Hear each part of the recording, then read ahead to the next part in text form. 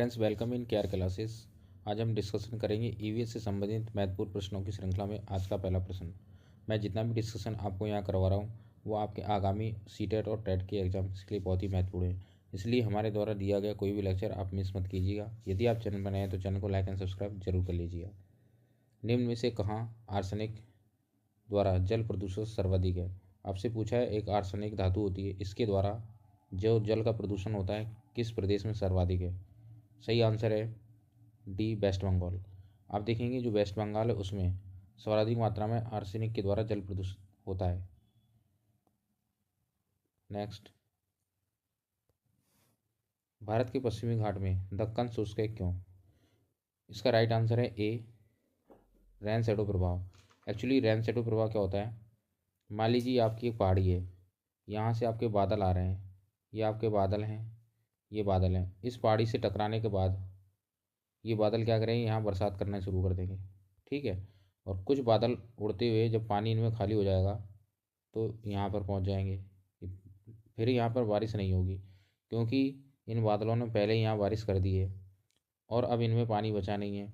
इसलिए ये वाला जो पहाड़ी किस तरफ वाला जो भाग है, जो पहाड़ी किस तरफ वाला भाग है, ये खाली बादल वाला है, यहाँ वर्षा नहीं होगी। इसे कहते हैं रेन शैडो प्रभाव। और यहाँ जो बादल आके टकरा रहे हैं इससे पहाड़ी से और बारिश कर रहे हैं, यहाँ बारिश होगी।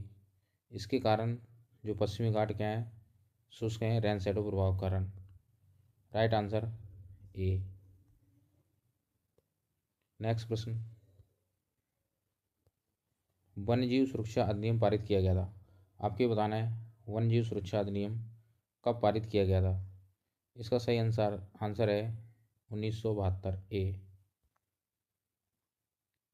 क्योंकि भारत में बढ़ते हुए जो जानवरों का और पशु पक्षियों का शिकार था उसको रोकने के लिए वन्यजीव सुरक्षा अधिनियम पारित किया गया था, जिससे हमारे देश में उपस्थित जानवर और विलक्षण प्रवृत्ति के पक्षी हैं उनको हम अच्छे से बचा सकें, हमारी सांस्कृतिक धरोहर को हम मेंटेन रख सकें। उसके तहत वन्यजीव सुरक्षा अधिनियम पारित किया गया था। सही आंसर है ए, 1972। नेक्स्ट क्वेश्चन आपके सामने,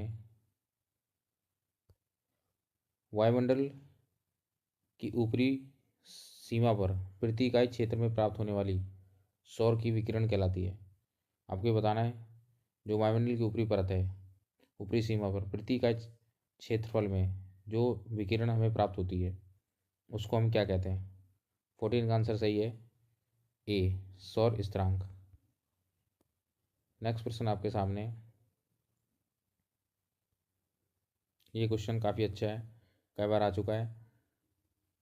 किस देश के संविधान से मौलिक मौलिक कर्तव्य लिए गए हैं? आपको बताना है किस देश के संविधान से हमारे भारत में मौलिक कर्तव्य लिए गए हैं? इसका सही आंसर है डी, यूएसएसआर। यूएसएसआर से लिए गए हैं।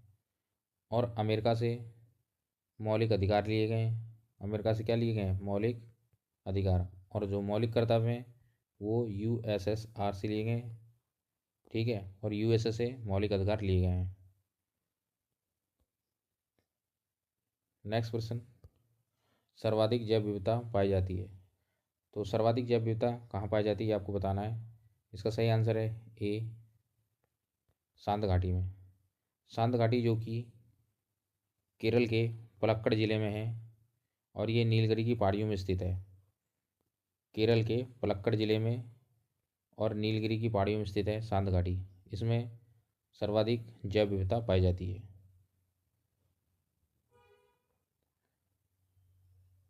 नेक्स्ट प्रश्न आपके सामने, एलपीजी के संदर्भ में क्या असत्य है? आपको बताना है एलपीजी के संदर्भ में क्या असत्य है, क्या गलत है। तो सही आंसर इसका डी, मीथेन उत्सर्जन करने वाला। एलपीजी कभी भी मीथेन उत्सर्जित नहीं करती है। और इसके जो सही स्टेटमेंट है मैं आपको बता दूं, ये तीनों के तीनों सही स्टेटमेंट है। मीथेन जलाने पर नीले ज्वाला के साथ जलती है। एलपीजी जलाने पर नीले ज्वाला के साथ जलती है। आपने गैस सिलेंडर जो चूल्हे में यूज किया उसको जलाया होगा, वो उसके अंदर एलपीजी होती है, वो नीले ज्वाला के साथ जलती है। उसका ऊष्मीमान अधिक होता है, एक स्वच्छ ईंधन है, मतलब उसमें धुआं बहुत कम होता है, ठीक है। और एलपीजी के सिलेंडर के अंदर हम कहते हैं कि गैस निकल रही है कि नहीं निकल रही, उसकी हमें एक स्मेल आती है, जो स्मेल आती है वो मिथाइल मरकैप्टन उस गैस के अंदर मिला देते हैं, जो हमें महकता है, तो हम जान जाते हैं कि हमारा सिलेंडर लीकेज है, इसकी स्मेल हमें आती है। तो फ्रेंड्स वो मिथाइल मरकैप्टन के द्वारा जो एलपीजी सिलेंडर की हमें जो महक आती है उसके थ्रू आती है, मिथाइल मरकैप्टन के थ्रू। नेक्स्ट प्रश्न आपके सामने है, परिस्थिति तंत्र के घटक हैं। आपको बताना है जो हमारा परिस्थिति के तंत्र है उसके जो घटक हैं कौन कौन से हैं, जैविक और अजैविक। बी आंसर बिल्कुल सही है।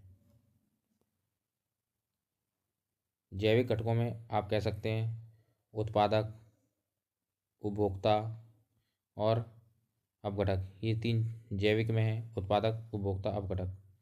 और जो उपभोक्ता में हैं वो प्राथमिक उपभोक्ता हो सकते हैं, द्वितीय उपभोक्ता हो सकते हैं, तृतीय उपभोक्ता हो सकते हैं।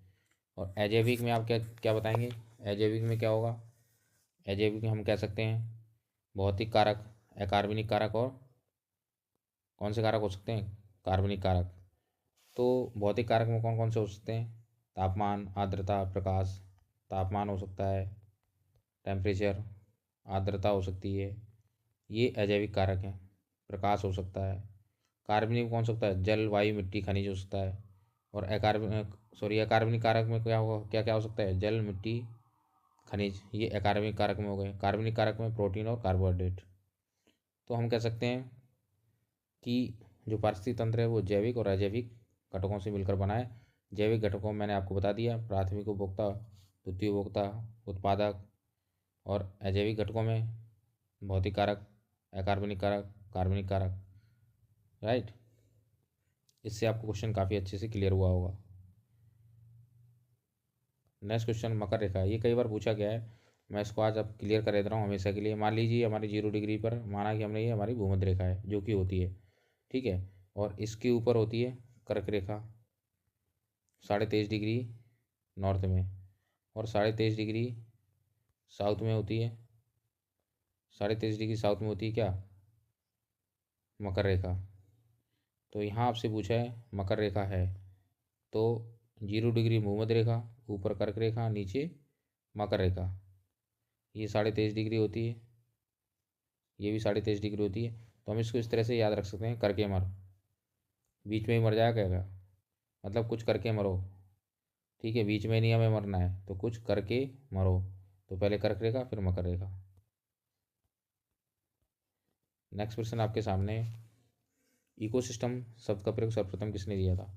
ये क्वेश्चन कई बार फ्रेंड्स रिपीट हो चुका है, ये बहुत अच्छा क्वेश्चन है, इसका सही आंसर है बी, एजी टांसले द्वारा ये दिया गया था। तो एजी टांसले ने सर्वप्रथम इकोसिस्टम का प्रयोग किया था, और उन्होंने अपनी पुस्तक इकोलॉजी जो कि 1935 में पब्लिश की थी, उसमें सर्वप्रथम इकोसिस्टम शब्द का उपयोग किया था। और इकोसिस्टम के जनक भी हम एजी टांसले। यदि आपसे पूछा जाए इकोसिस्टम शब्द के जनक कौन है या इकोसिस्टम के जनक कौन है, ये तो एजी टांसले ही आप टिक करेंगे।